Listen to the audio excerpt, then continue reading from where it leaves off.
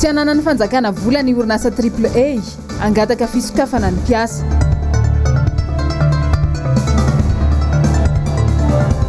Antoko politika sy collectif des parlementaires tsy anatrika ny fivoriana iantson'ny seni raha ampitso.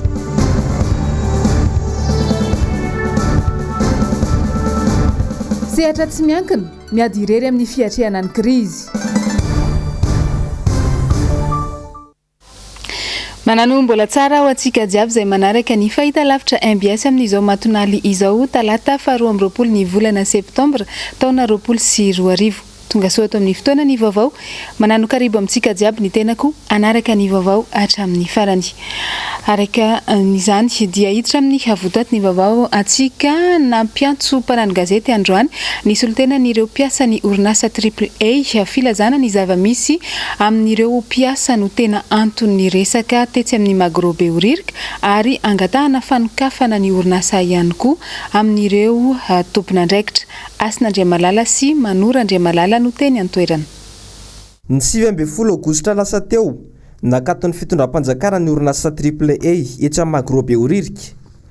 Taorin'izay atota taratasy maro nitadiava fitondram-panjakana sy ny sampandrarany etra ary nomeny orinasa AAA avokoa izany rehetra izany. Fehiny milamina amin'ny lafiny rehetra ity orinasa malagasy ity. Ny orinasa AAA izay manana ny autorité-any, manana ny personnalité morale-ny dia tsy anana ny fanjakana etra zany na ariary azy. Izay zao io dia miandry an'izany antsoina hoe des comptes final hono fitenin-jareo anazy amina droit d'enregistrement na acte. Zay zao ny andrasana eto. Ny dikana maro izay tsy maintsy ny ilaina tao anatin'izay voalaza moa zany hoe antony nanodinanay dia tsara ihany aloha tenenina hoe inona le antony nanodinanay dia anankitelo reto izy hitanareo mipetaka any amin'ny magasin any hoe défaut de déclaration d'existence de l'établissement auprès du centre fiscal de l'exploitation, défaut de disposition d'une carte fiscale à jour de l'établissement, non-respect des obligations fiscales. Hatreto ireo dikana rehetrarehetra eo milaza aminareo zay anio. Tsy misy na iray ary tsy vitanay tompoko. Zany déclaration d'existence zany dia mitovy amin'ny certificat de résidence. Na dia atao koa hoe mety nisy ataontsika hoe fanelingelenana maro dia misaotra ny administration fiscale zahay androany nanampy anay. Ireo teknisianina maro nanampy anay ny AAA dia mandohetra ara-dalàna. Nanao dépôt ana état financier zao zay dia miandry miteny ny administration fiscale inona indray ny dikany. Misy fiam-potoana mazava apetraky ny lalàna ahafahana manidy ny orinasa AAA atao riny ny 20 Aogositra. Isy ny dingana ataon'ny tompon'andraikitry ny orinasa manoloana izany. Nanao dépôt ana état financier zao zay dia miandry miteny ny administration fiscale inona indray ny dikany. 12 andro ny voalaza ny lalàna tsy mahazo mihoatra ny fanodina ny orinasa momba ny resaka hoe régularisation na situation. 12 andro fanoloana zao zay mihidy za tsy teny hoe tsy amin'ny antony fa miandry ny administration fiscale hiteny hoe inona indray ny dikany. Raha ny taratasy rehetrarehetra izay nangatahana taminay dia efa nomena rehefa felo miandry an'izay décompte zay sisy zay dia anao ny fangatahana tokony anokafana ny orinasa satria feno ny fepetra rehetra tsy tokony hisy tsony zany. Antony anodina raha momba ny resaka raketra ity orinasa ity.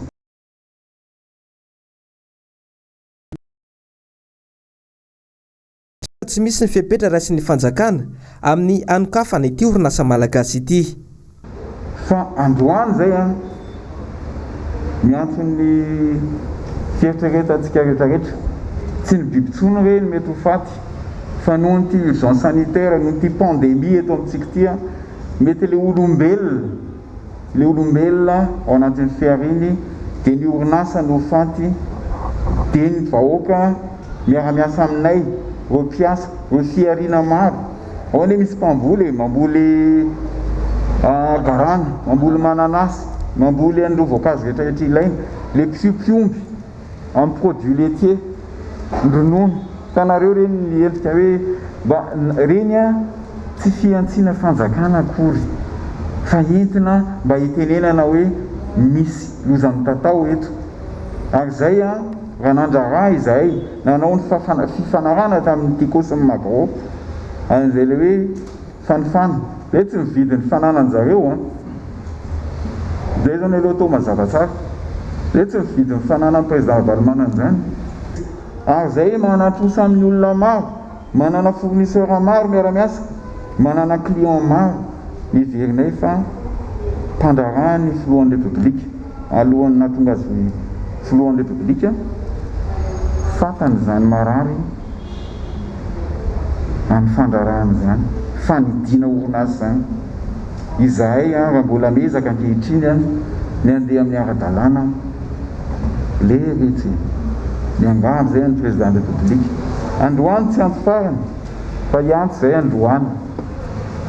Jereo ny orinasa malagasy rehefa miditra anatin'ny ara-dalàna izahay, tena ao anatin'ny ara-dalàna.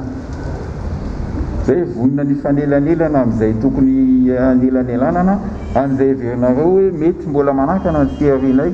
Tsy misy olana aminay zany, fa mba jereo ireo mpiasa maro, ireo tatsaha. Eo amin'izay tontolo ny toe-karena izay hatrany dia niresaka tamin'ny mpandraraha matianina iray tetsy Ambohida ny mpanao gazety ny MBS androany. Tavalatsaka ao anatin'ny krizy tanteraka i Madagasikara amin'izao, indrindra fa ireo mpisehatra eo amin'ny sehatra tsy miankina. Miradora Benjamina sy Mathieu Prince no nanao ny fanadihadiana. Sehatra anankiroa izay potika tanteraka ao anatin'izao krizy izao, ireo orinasa misehatra ao anatin'ny tontolon'ny famokarana sy ny fizahantany. Anisan'ny mampiodina ny toe-karena eto Madagasikara nefa izy ireny. Fantatra aloha amin'izao fotoana izao dia ireo orinasa zany amin'izay sahirana zany izay afaka mitazona hery, satria ny tena olana mantsy izay teo amin'ny hoe samy nieritreritra daholo, tsisy nafantatra mihitsy hoe aritra afrina le krizy, dia nisy navita ny tana, nisy tonga dia nitsatona, nisy ny tana ray volana, misy mbola sy teto Madagasikara koa ny confinement dia efa nitsatona ohatrany tany amin'ny tourisme, satria ny tany velany tonga dia nitsatona daholo. Dia io zany tsika zao zany misokatra tsikelikely izy fa efa nitsatona zany ny akapetsahany sy ny akamaroan'ny orinasa, zay mahatonga raha miteny marina fa minitra amin'ny processus na déconfinement progressif tsika, fa le crise économique zany efa installé. Zao zany amintsika miteny amin'izao fotoana zao raha te andrositsika dia tsy maintsy miainga zany amin'ny fanamafisana ny tsena anatiny, zany hoe ny tolotra anatiny zany sy ny filana anatiny zany no mila hitodiana voalohany zany raha ohatra ka te hitodika amin'ny fanainjana indray zany ny toe-karena eto Madagasikara. Efa nisy ihany ny fifampiresahana teo amin'ny orinasa tsy miankina sy ny fitondram-panjakana, kanefa tsy nahita-bokatra. Zavatra hafa indray ny mamaky ny mpitondra ankehitriny dia ny fanakatonana ny orinasa mihodina ara-dalàna. Fanakatonana tsia ny mitsatona rehefa tsy dia anaovana azy, miady rery angamba ny lazako azy, na leo tena ve miady rery na fandoavana ny karaman'ny mpiasa raha zany tena nanahirana be. Tsy nisy moa zany ny sehatra tsy miankina zany dia tsy nisy afa any amin'ny fanjakana ny hoe ataontsika hoe equivalent reny tositra famille reny. Hiditra eo amin'ny vaovaon'ny politika isika tsy anatrika ny fivoriana izay antsoan'ny seni Amaray Alarobia ny avy amin'ny collectif des parlementaires sy ireo antoko politika izay nanano fanambarana teny amin'ny panorama tamin'ny 17 Septambra lasa teo, izay nilaza fa tsy manaiky intsony ny vaomiera mahaleo tena misahana ny fifidianana na ny seni. No amafisin'izy ireo tamin'ny fanambarana ny voka androany izany, ary mbola nampiny ihany koa fa mijoro amin'ny foto-kevitra ny jorony ny antoko politika sy ny collectif des parlementaires.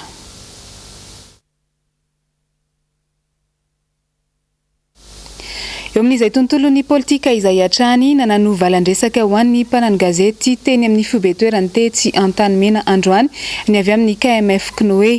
Noresahana tamin'izany ny momba ny fitoriana izay napetrany teny amin'ny Conseil d'État sy ny fifidianana LOHOLONA. Asin'Andre Malala, Manora Andre Malala. Ny 12 Septambra lasa teo nametraka fitoriana tena amin'ny filankevim-panjakana sy ny fitsarana avo momba lalam-panorenana ny fiarahamonim-pirenena KMF Knoe.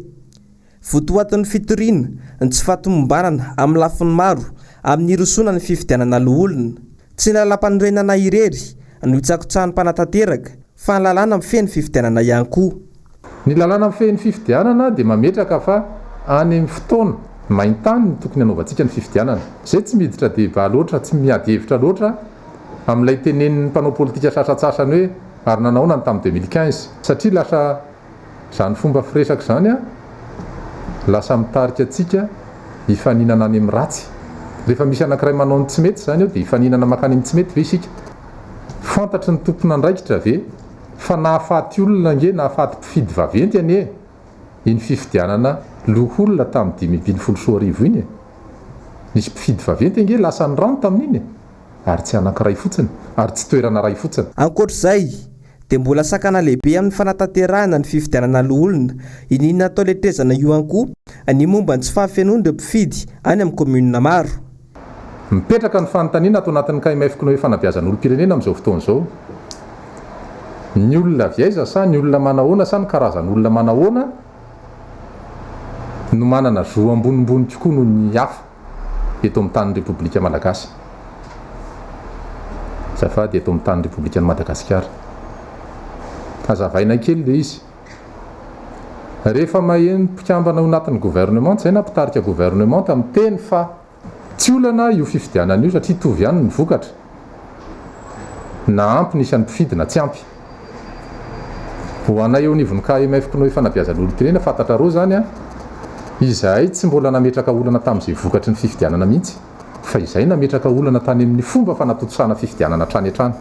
Ny antony dia tsotra, ny fifidianana dia tsy fomba anankiray fifidianana fotsiny an'ilay olona hitondra fa fomba anankiray anehoan'ilay mpifidy ny zony. Ka rehefa olona viaiza zany dia manan-jo hifidy dia rehefa olona viaiza zany dia tsy manana zo hifidy. Miandry ny valiteny fitsarana avo momba lalam-panorenana indray araka izany ny KMF hoe momba an'ireo fitoriana izay napetrany. Niatrika fampiofanana ho fanatsaran-javatra ny avy eo anivon'ny mpanolotsainy ny tanàna Antananarivo androany teny Ivandry. Nomena Andriamana Misata sy Tahiriniana Ranarynirina no mitatitra ny andindiny izay vaovao izay. Androany talata sy rapitso alarobia dia misy ny fampiofanana izay karakarain'ny FES ho an'ireo mpanolotsaina ny tanàna Antananarivo renivohitra.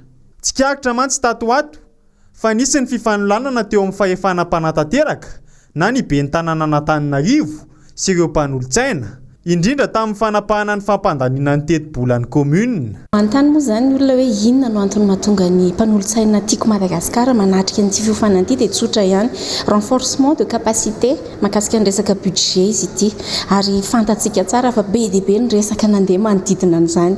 Raha tsy ilaza afa-tsy ny efa namafisinay hoe ho an'ny mpanolotsaina ity mange dia nanapa-kevitra ny voky ny trano zay tamin'ny fotoana nandaninana io satria tena misy hatra tsy araka ny tokony ho izy. Ohatra hoe commission maromaro no ao anatin'ny nefa rehefa raikitra fanapahana dia hoe ny commission finance izay nataony ihany no andeha ho raisina ny heviny zany dia mampanontany tena hoe misy commission ambony kokoa noho ny hafa ve zany sa izy ny tena anao ny asa raha tena nasaina nandinika an'ireny zahay. Entiko ilazana fotsiny iny hoe misy hatra manahirakirana ihany ao anatin'izay ary natonga nandinika hoe tena ilaina ny manao fiofanana tahaka izao, tsy hoe tsy fahampiany fahalalana akory fa ny fahaizana mifehy bebe kokoa dia ahafahanao maneho hevitra, ahafahanao manohana izay foto-kevitra hitanao fa mety tsy mahatsara kokoa. Anisan'ny ngezabe ao anatin'ilay izy ihany koa ilay fanavahana tsara ny andraikitra mba tsy fampijabaka ary rehefa misy andraikitra hoe ataony organe délibérant dia fantatry ny exécutif koa hoe inona ny anjara andraikiny dia mba samy mahalala ny andraikiny tsirairay ao anatin'izay ary dia afaka samy mifanaramaso sy manao izay andraikitra sahaza sy tandrifiny tsirairay. Ivadika lafim-baovao hafa isika ato anatin'ity fanadihadiana manaraka ity. Nitondra ny heviny ny filohan'ny olafitry ny mpanao gazety eto Madagasikara androany manoloana indrindra ny fanageazana ny aino amanjery rehetra manerana ny Madagasikara mandritra izao amehana ara-pahasalamana sy nandritra ny ady amin'ny coronavirus. Asin'Andriamalala sy Manoran'Andriamalala no mitatitra izay vaovao izay. Faty antoka ray lavaka ny an'ireo aino amanjery tsy miankina amin'ny fanjakana noho ny fanageazana na ny réquisition miatra amin'izy ireo. Isan'andro tsy maintsy mandefa ny fampitana mivantana ny fivoaran'ny valanaretina coronavirus eto Madagasikara. Fanampin'izay dia tsy maintsy mandefa ny kabary fanao ny filohan'ny repoblika na ny prime ministre isaky ny alahady aorian'ny fipetrahany amena ara-pahasalamana ihany koa ny aino amanjery rehetra manerana ny Madagasikara. Tahaka ny ararotin'ny mpitondra fanjakana japiny anaovan'ny amehana ara-politikany. Izay nefa tsy nahomby teto amin'ny firenena anatonga ny olona kivy sy resy very fanambola velona satria idirana politika ny raharaha ny fitondram-panjakana manana ny aina manjery tantalany, manana ny orinasa gazety mpanoana azy, any izy ny tokony andefa an'ireny tsy maninona fa tsy maintsy tokony hajainy kosa ny demokrasia sy ny vaovao maro lafy andrasan'ny olom-pirenena fa tsy voatery andehatra amin'ny farany eo ny aina manjery samihafa. Tadio tsara fa sady mandrava ny fandaharana any amin'ny radio sy ny télé ireny fandaharana reny no izy tsy maro mpitaona satria misy fandarana voatery tsy maintsy ampandeferana rehefa tonga iny na dia fandarana tokony hiditra ampidibola aza. Izany tokony izy rehetra rehefa atao ihany io dia atao vomirindra reo fisika ny amin'ny ray ora ohatra ny andavanandro dia amin'ny ray. Izay raha teo ny maharadio ny radio, mahatélé ny télé ny fanajana fotoana, fifanomezana fotoana amin'ny mpijery sy ny mpiaino. Fa tsy androany izy amin'ny ray raha-piso izy amin'ny roa afaka piso izy amin'ny telo. Amin'ny efatra miandry an'io eo ianao. Ohatran'izay koa ny fandarana manokana ilazana fepetra. Isaky ny tapitra ny 5 andro reny. Fepetra reny tena andraisan'ny olona, fepetra ara-pahasalamana no tena andrasan'ny olona fa tsy kabary politika. Eo amin'ny vaovaon'ny fitaterana saika isan-kerinandro dia misy hatrany ny fitarainana mahakasika ny taxi eto Antananarivo. Androany dia manodidina ny kolikoly indray momba ny lisansa Andriamana Misata sy Tahiriniana Ranarinirin. Niteraka isan'ny adihevitra lehibe teo amin'ny mpamily taxi eto Andrenivohitra ny fanoloana ny lisansa numerika tany am-piandohana. Rehefa nandeha nefa ny fandresen-dahatra dia nanaiky ihany ireto farany. Fampanantenana tamin'izany ny hoe maimaimpona ny famadihana lisansa ho numerika ary tsy hisy ny fanafoanana. Aiza ho aiza ny momba izany ankehitriny. Misy zavatra tsy milamina ao anatin'ilay fanoloana ny lisansa numerika izay mariako ary tsy piako. Fa raha ny teny mpanantanteraka hoe atao maimaimpona ny fanoloana raha izay. Faharoa tsy hisy ny élimination ary teo anatrehany mpanolotsaina mihitsy ary mpanantanteraka ny teny hoe ireo lisansa izay nisintomina tany fizaram-bary dia ho averina avokoa. Gaga nefa n'izany ny tenanay amin'izao fotoana izao satria misy an'ireo taxi izay tonga manolo amin'izany lisansa numerika izany rehefa mahazo antso dia lazaina fa hoe tsy ao anaty bazy. Nefa ny fahafantaranay azy ny commune raha mbola tsy manana bazy. Dika izany mbola vao ao anatin'ilay fandrafetana fa raha nanana bazy any commune efa niteny tamin'ny fizaram-bary hoe zao exact isan'ny taxi fa tsy namoaka isy izy. Dikan'izay zany mbola vao mandrafitra izy an'ilay bazy. Dia le victime zany le olona niaran'izay resaka kolikoly zay dia tonga tao amin'ny trampokon'olona ary dia nivazavazaina le olona ary dia natao zay ahatongavan'le olona zany any amin'izay sehatra ny kolikoly zay mba ahafahany sitraka an'le lisansa izay efa nampiasainy nandritra ny taona maro ary tsy nanao sans voir izy raha nanao contre visite sy visite hatramin'izay dia nefa ny amin'izao fotoana izao dia lazaina fa tsy ao anaty bazy. Tsy ka isolé nataontsika hoe tranga mitokana io zavatra io fa efa be dia be ho iaho teo ny fitarainana. Ny lokaloka fatratra ny ady amin'ny kolikoly ny mpitantana ny tanàna. Mitazona ny teniny ihany koa ny mpanolotsaina mpisolotena ny taxi amin'ny fitakiana ny mangarahara. Amin'ny mpanolotsaina miantsehatra anatin'ny sehatra fitaterana dia tsy maintsy hisy ny fijerena ifotony amin'izany voalohany ary ny fandraisana fepetra mba tsy hisiny ny fiverenan'izany kosa ho an'ireto taxi izay mariako ary tsy piako fa sahirana amin'izao fotoana hiatrehana nyty amehana ara-pahasalamana ity izao nefa dia mbola sanatriavina orina ataoko anaty farangisosana izay fiteny izay orina angalana vola ao anatin'ity fanoloana lisansa numerika ity. Mandidina n'izay fitaterana sy fifamoivoizana izay hatrany maro amin'ireo fokontany eto Andrenivohitra amin'izao no efa mahatsiaro mitoka-monina vokatry ny fahapotehan'ny lalana. Itsy fisin'ny fikojakojana teo aloha no nampitaraina ny mponina. Amin'izao dia zavatra hafa indray izany. Miradora Benjamin sy Mathieu Prince no mitatitra ny vaovao. Eritaona sy tapan'izay tsy nisy fikojakojana intsony ny akamaroan'ny lalana eto Antananarivo. Isan'izany ty eto a 67 hektara iazon'ny Vadibe sy ny 30 ity. 5 volana lasa tokoa izay no nampanantena ny filoham-pirenena fa ho amboarina ao anatin'ny fiboana avokoa ny lalana Simba eto Andrenivohitra. Ankehitriny efa mivoaka ny trano avokoa ny rehetra. Mitoy ny asa sy ny fiainana andavanandro. Vita ve ny lalana? Samy manana ny heviny ireo mpampiasa lalana. Fijerika an'ilay fanambaran-dalana moa za da vahiny mandalo fa nefa ny amin'izao mandeha mivezivezy amin'ity lalana ity foana. Mampagaga nefa hoe nanao confinement tsika nandritra ny eom-bolana zay tsy namboarina ny lalana fa zao indray efa miasa daholo ny taxi borosy ny taxi be zay vao tonga ny fanambaran-dalana ohatrany hoe mifanipatra amin'ny zavatra tokony isy zany dia zavatra miseho amin'izao. Le fanamboaran-dalana voalohany dia nahagaga mihitsy fa tamin'le confirmation tokony tamin'le mihitsy tokony namboarina le lalana. Efa mahagaga zao am-perinasa le vao amboarina le lalana mahagaga mihitsy le zavatra. Misy fiantraikany mihitsy aloha satria le parking tsisy gasoil zany mitikodinao dia lany le gasoil. Tokony efa ela zany le fahatsapatena nanamboatra an'io lalana io tokony efa tamin'ny le anna voankatona voalohany iny io nefa tokony nataony. Nefa zao le izy vao ataony dia ohatran'ny manahirana be lasa le embouteillage mitohana be. Vokatra io resaka io lalana io zao dia lasa telo raha tokony havita 10 zao zay mandra-paharevin'ny andro nefa lasa telo le izy mitohana be le embouteillage lasa taraiky be fotsiny. Tokony teo amin'ny le confinement iny zany tokony teo izy dia efa tokony taxi be tsy niasa ny tokony nanamboamboatra an'le lalana fa tsy nohony rehefa miasa ny taxi be zay vao amboarina le lalana nefa lasa gene sady lasa miteraka embouteillage be rezo. Le nampametra-panontaniana ihany nandritry ny confinement le izy tsy misy izao le izy vao misy fanamboarana indray ny olona efa hiditra hiasa hiditra hianatra mpianatra dia lasa mety hitarika embouteillage be satria lasa miova lalana daholo zany ny olona ety manodidina ety. Lafim-baovao hafa kosa indray ho an'ny mahajanga isika ato anatin'ity vaovao manaraka ity ny olan'ny rano izay tsy mety voava ihany koa ao amin'ny renivohitry Boeny ao.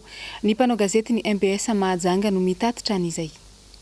Tapaka tanteraka ny rano eto mahajanga amin'izao fotoana izao manomboka tamin'ny fatora maraina. Fifandrefin-javatra vesa ahoana satria ny volana septambra tahaka izao no narotana ny seminazy ny mahajanga sy fametrahana n'ilay toerana lehibe amatsirana aty mahajanga voalohany ary ity resaka tosika ity izay mifanjevo amin'izao fotoana izao. Tamin'ny enina dia efa tsy nandeha rano tamin'izao amin'ny folo sasany mahely amin'ny raika amin'ny folo latsaka fa efa mbola tsisy rano aty amin'ny valana. Fantatra ina ny antony? Tsy fantatra anay ny antony fa zay nisokatra foana ny andro mandra-pandeha ny rano. Dia rodona tokony andeha izy dia tsy fantatra anay mihitsy fa zay miandry eto foana mandra-patonga ny amin'ny enina arivo koa. ino zany sosikevitra anao? Sosikevitra tsy misy fa miandry foana. Rano no aina hoy itsika izay majanga raha teo majanga mafana misy fiantraikany amin'ny tokantrano ny tsy fisian'ny rano ankehitriny ka manaitra ny sain'ny tompony andraikitra izy ireo mba hijery ity raharaha ity. Akoatra ny ireo fokotany maro izay tsy mahazo rano hatramin'izay dia mbola tratrany ity fanapahan'ny rano ity ihany koa ny faritra sasany. Avy any mahajanga antsika dia andeha ho an'ny manakara indray resaka ady tany fanaovan'ny fokon'olona sy ny orinasa lehibe iray. Tateriny mpanao gazety ny MBS any an-toerana. Efa antaon'ny maro ity toerana hitantsika ity no lava volo fotsiny teo tsy nisy fanajariana. Raha ny marina dia teto no saika ananganan'ny orinasa semady an'ilay foto-drafitrasa 35 000 logement tamin'ny fitondran'ny filoham-pirenena dideratsiraka. Saingy sy tanteraka izany. Raha ny fantatra hatrany dia isan'ny manana ampahany betsaka amin'ny tany eto ity ny tompon'andraikitra ambony ao amin'ny orinasa. Ka noho ny fahafantaran'ny vahoaka eto an-toerana fa mbola misy ambiny betsaka io tany io dia nataony zareo samy mandrefy sy no azariny izany tany izany. Noho ny voazaran-dreto farany anefa ity toerana ity dia nisy ny nilaza azy tompon'io tany io ka eto indrindra no fototsy ny olana satria tsy izy akory ireo olona milaza azy tompon'ireo fa mbola ny fianakaviany ity tompon'andraikitra ambony ao amin'ny orinasa. Zany hoe raha nitsangana zany ny foto-drafitrasa nataon'ny semady dia nanana ny fahefana amin'izay no nivarotra ny foto-drafitrasa io tany aman'olona hafa kanefa hatramin'izao tsy misy foto-drafitrasa eto Mangarivotra ka izay nafirisika an'ilay mponina naka an'ilay toerana dia rehefa azo ny mponina ny toerana amin'izao fotoana izao dia misy milaza amin'izay fa tompon'ilay toerana izay nilaza fa mividy azy. Tambaolana hatreto ny disadisa misy eto amin'ity toerana ity. Raha tamin'ny fotoana nandalovanay teto dia nisy mpitandro filaminana niatrana ny teny toerana izay sy mpitandro filaminana mpagnelagnelan akory fa ery ampiasaina amretana ireto vahoaka madinika ireto. Ny tany misy olobe sy miajaza andrasana ny fandraisana andraiky ireo tompon'andraiky mpanjakana mba hiravogana izao disadisa misy izao.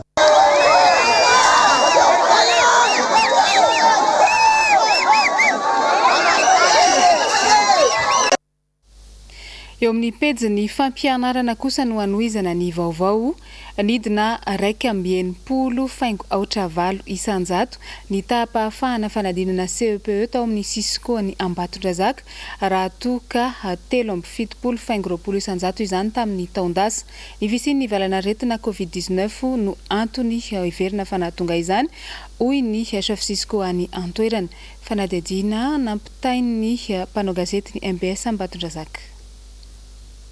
Nahitana fianany hatrany amin'ny 12 isanjato be izao ny tapahafampanadinana CEPE raha ho an'ny faripadipam-pianarana Ambatondrazaka. Raha nahatratra 370 faingo roapolo isanjato zany tamin'ny taom-pianarana lasa, etsy nisy afatsy 280 faingo aotra valo isanjato zany tamin'ity taom-pianarana 7 roapolo sy roa arivo ity. Tsy tokony atao agaga zany hoy ny lehiben'ny faripadipam-pianarana Ambatondrazaka satria anisan'ny antony natonga izany ny fisian'ny valana retina amin'izao fotoana izao. Misy fianana satria tamin'ny taondasa dia 370 faingo roapolo isanjato ny tapahafana fa araka volazako teo zany 280 faingo aotra valo tamin'ity taona dia rahantsika mahafantatra ny zavatra mitranga misy ny fisian'ity valana retina dia zay misy fiatraikany DDB ihany koa zany amin'ny VOKA-PANADINANA zay hitantsika tena. Tena ihany ny mampahafantatra fa ny tatonivon'ny faripadipam-pianarana Ambatondrazaka no betsaka tsy tonga natrika ity fanadinana CEPE ity satria nandidina ny 250 sy 700 mianadahy izy ireo. Fa raha hojerena kosa ny makasika ny fiatrehana ny fanadinana BEPC zay nanomboka tamin'ity fa 2020 ny volana Septambra ity raha ho an'ny fobe fanabeazam-pirenena loatra mangoro dia manodidina ny 770 ariary mianadahy ireo ankizy nandrasana tamin'izao fanadinana izao izay mitsinjara amin'ny fobe mpanadinana 770 ao anatin'ireo efitrano 420 sy 700. Eo amin'ny vaovao sy maresaka iraisam-pirenena mbola mitoy ny famonoana afo ao Californie mitaraina noho ny arerahana nefa ireo mpamonjy voina. Nanangona izay vaovao izay Ravirazafy Mahenina sy Andra Kotomalala. À quelques dizaines de kilomètres de San Francisco, des Américains fuient leur maison sur une route. Volana mahery zao no nirehitra ny tany andrefa ny États-Unis, miamafy ny afo no fitsokandrivotra, velotaraina no ny avizanana nefa ny mpamonjy voina izay sady fitsianisa ihany koa no sady tsy afaka manao ny asany araka ny tokony ho izy noho ny Covid-19. Ny tapaka ny volana aogositra teo no nanomboka ny rehetra ny tao Californie, mpamonjy voina 7 Israel laisa no miara-misy salama mamono ny afo. Tsy mbola nahita afo toy izao izahay hoy ny mpamono afo iray izay efa mpamonjy voina nandritra ny 20 taona. Noho ny fiovaovan'ny toetrandro ihany koa, miamaina ny tany ary tsy mitsaha miakatra ny maripana ka mahatonga firehetan'ny ala tampoka. Hatramin'izao, manodidina 2 kilometatra eo ny toerana kilan'ny afo, olona 30 namony ainy. La vallée de la mort a enregistré dimanche une température record de 54,4 degrés Celsius. Eo amin'izay vaovao sy maresaka iraisam-pirenena izay hatrany ny toy ny raharasy ny toe-java-misy any Mali kosa no tatery ny Ravirazafy Mahenina sy Andra Kotomalala indray izao. Mankalaza ny 70 taona nahazo ny fahaleovan-teny any Androany Mali, tsy araka nandrasana nefa ny zava-nitranga tao an-toerana herinandro maromaro tany aloha. Inefatra izao no nisy fanonganam-panjakana tao an-toerana ka ny 12 aogositra teo no noterena metra-pialana ny filoha Ibrahim Boubacar Keïta. Ny minitra ny fiarovana teo aloha ny kolonel Badao no hitondra ny teteza mita mandritra ny 12 volana. Izy no nolany ireo fikambana ny olona ambony tao Mali izay nahitana olona 17 tany ho any, misy olo tena firaisamon'nim-pirenena na avy miaramila mpanongam-panjakana sy maro hafa. Notendreno filoha lefitra kosa ny kolonel Keïta. Ora vitsy mialohan'ny ampiarany CEDEAO anisazy ara-toe-karena sy ny ara-tsosialy no notendrena ny filoha vaovao hitondra ny teteza mita. Aoriana 12 volana kosa, sivily no tokony hitantana ny Mali, izy mahizao moa no anatanterana ny lanonana fianianana. Iny ihany koa no nandesintsika namarina ny vaovao tamin'ny tiniany ity mankasitraka anao nanaraka izany hatramin'ny farany. Mametraka ny veloma samy tsara ao amintsika jiaby ny tenako amin'ny manaraka indray, samy mandry mafao aby antsika jiaby tombokilay sy tomboko vavy.